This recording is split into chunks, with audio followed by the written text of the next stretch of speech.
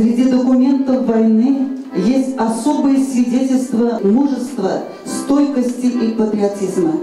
Это письма фронтовиков домой.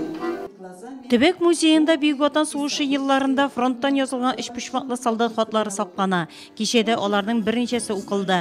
Фронтовикларның өйдәгеләрнең яшәеше белән кызыксынып балалары турында койгыртып язылган хатларын ишеткәч, күңелләр нечкәрә, күзләргә яшь тула. Маруся, я очень рад, что сыновья растут и такие хорошие.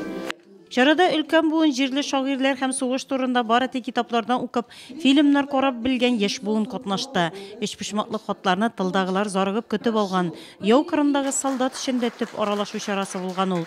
Хат килдеме, сугыш кырындагы солдат исән дигән сүз.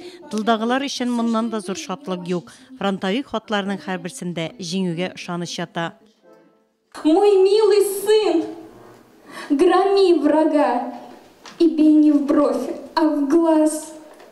А мы, чтобы стране помочь, работать будем день и ночь.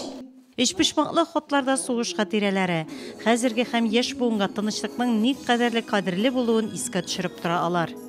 Это в 42-м мой отец написал моей маме.